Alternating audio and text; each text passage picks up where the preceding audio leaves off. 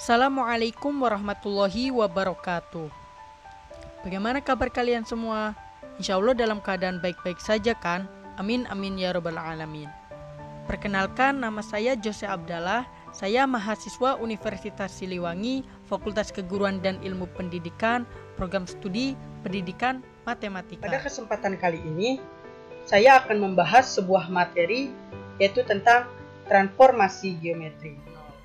Oke, untuk pembahasan selanjutnya yaitu tentang dilatasi atau perkalian. Apa sih dilatasi itu?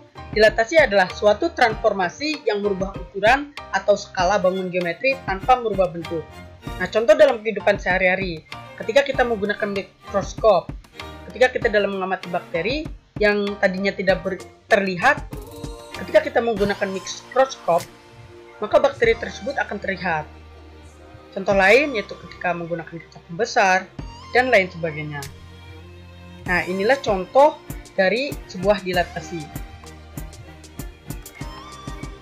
Nah, yang pertama yaitu dilatasi terhadap titik pusat 0,0.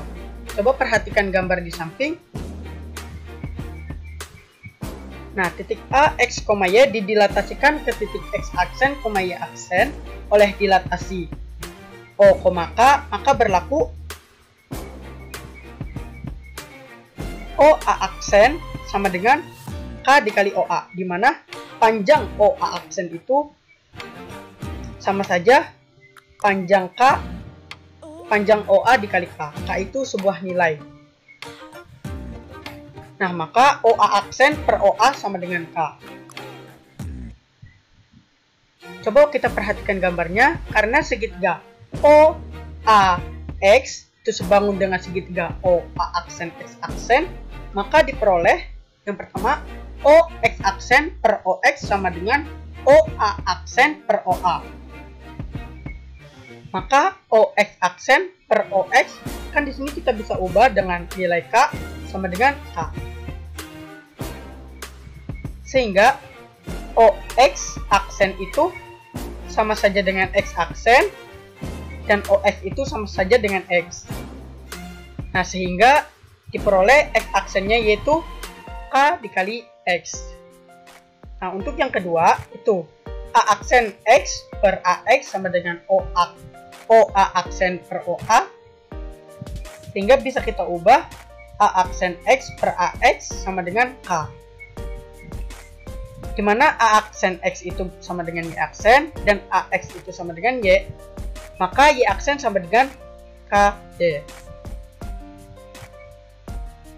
Jadi, jika titik AX, Y didilatasikan terhadap titik pusat 0,0 dengan faktor skala K sehingga diperoleh A aksen, X aksen, Y aksen, maka AX, Y didilatasikan dengan pusat 0 dengan skala K, maka A aksennya yaitu KX dikali KY.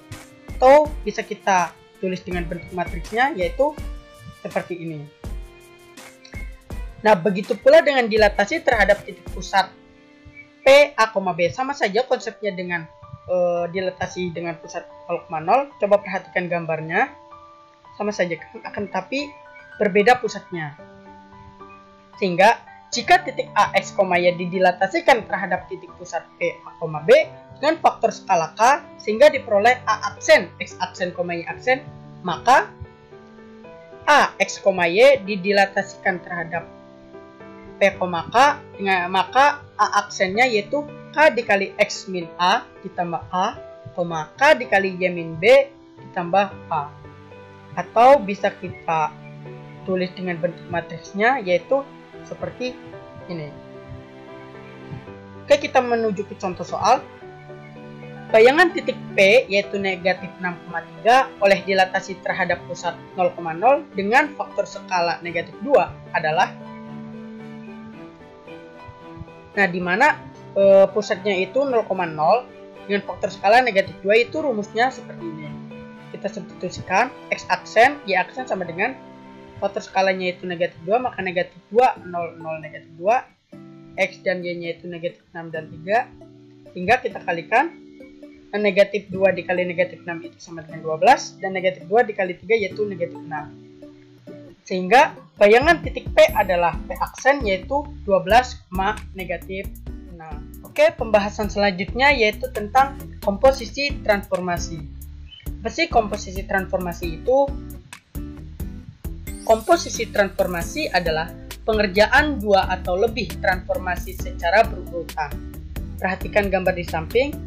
Kita memiliki titik awal yaitu P, X, Y ditranslasikan. Misalkan transformasinya itu berupa translasi oleh A dan B sehingga bergeser sejauh atau berpindah ke titik P aksen dan ditransformasikan lagi, kemudian berpindah ke P aksen 2. Nah, misalkan titik P ditransformasikan pertama oleh T1 sehingga menghasilkan bayangan P aksen, kemudian dilanjutkan lagi oleh transformasi T2 sehingga menghasilkan bayangan P aksen 2. Titik P aksen 2 ini merupakan bayangan dari titik P yang ditransformasikan oleh T1 dilanjutkan dengan T2.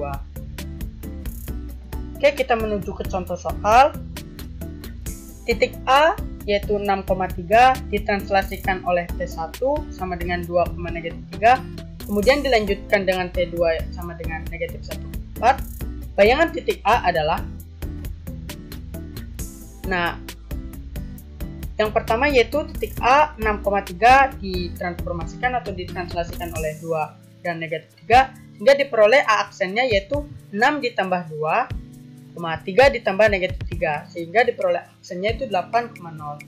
Dan yang selanjutnya itu A aksen 8,0 ditranslasikan oleh -1,4 sehingga diperoleh bayangan yang keduanya yaitu 8 ditambah -1, 0 ditambah 4 sehingga diperoleh bayangan yang keduanya yaitu 7,4. Jadi bayangannya adalah 7,-4. 7,4.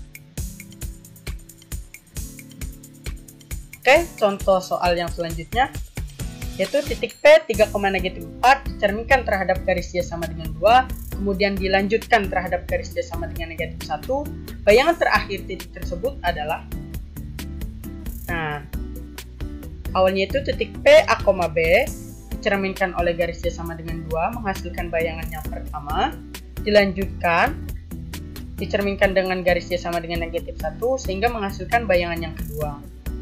Oke, untuk yang pertama titik P 3,-4 dicerminkan oleh garis Y sama dengan 2 sehingga diperoleh P aksennya yaitu 3,2 dikali 2 dikurangi -4, diperoleh bayangan yang pertamanya yaitu 3,8. Dan kemudian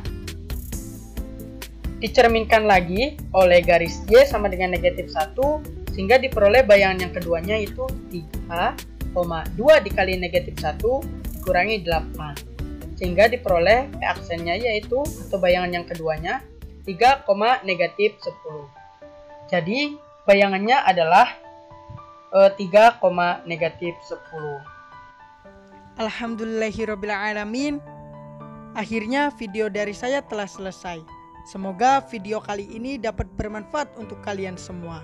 Sekian dari saya, kurang dan lebihnya mohon maaf.